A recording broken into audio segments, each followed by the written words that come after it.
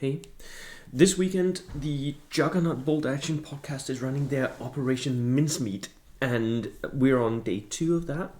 By the way, I'll link in the description below where you can go.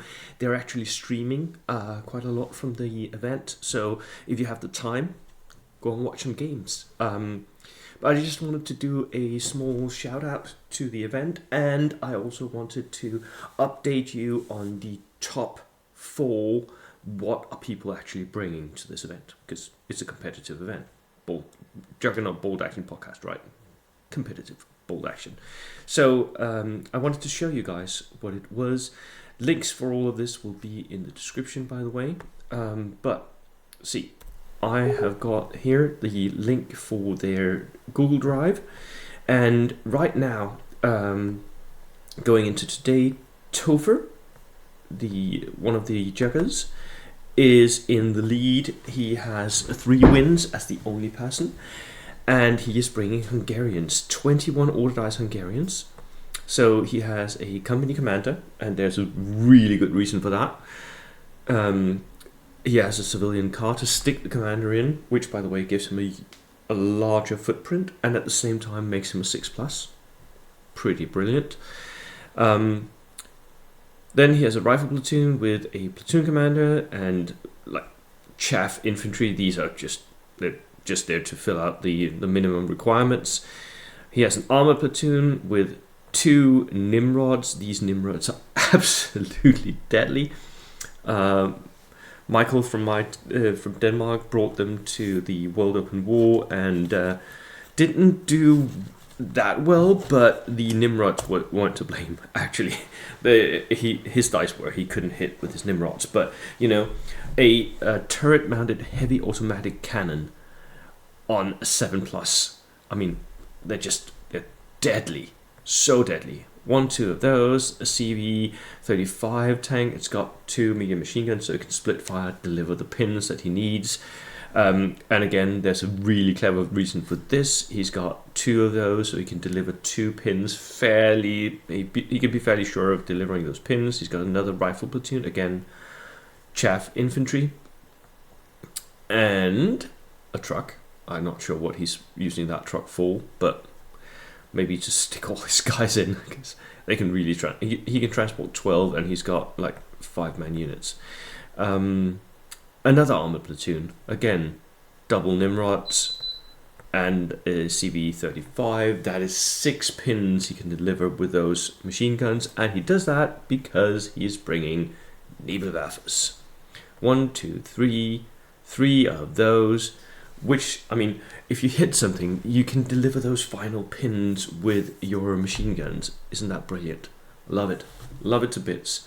The company commander, of course, goes down behind the Nebelwerfers. That's my guess, anyway.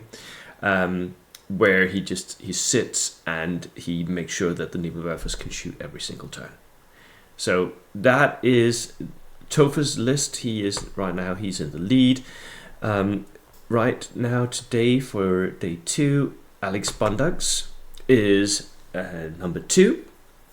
He's bringing 15 ordered Polish. So cavalry and cavalry lancers, which is kind of weird seeing, since most people thought that the assault would be gone from V3, but he's definitely trying to get it to work here. So he's got a platoon commander, he's got a cavalry section here, 6 men with lancers, and these are veterans. 6 men with lancers, veterans. And then a couple of infantry border guards here. What's that? 1 officer, and that's a platoon commander. It's just a rifle platoon. 6 men rifles, 6 men rifles. So infantry to go into trucks for some reason. I'm not sure why. Maybe for outflanking. And then an armored platoon of TKS Tankette, TKS Tankette, TKS Tankette, TKS Tankette, TKS Tankette. These Tankettes, if you don't know them, they are, I think right now, they are the most points for value. They're the best pick of anything, at least in the Polish roster. But for me, if I could take them to bring them for my Brits, I would. They are absolutely deadly. They got a light autocannon in the hole, but with the 2 turns now in V3, brilliant. Doesn't matter. And then they're 7+, and they're just so tiny. Really, really cool.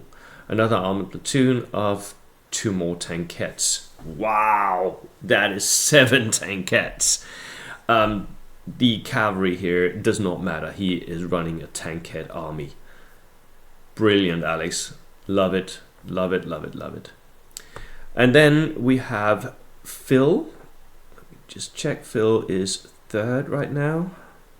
Where is the list for Phil? I can't find it. Phil, there we go. Also a Hungarian list. 18 order dice. He's got a rifle platoon with commander, infantry sections with LMGs, backline holders. Love them. More of those, 3 of those, and he's got 1 larger unit of inexperienced dudes.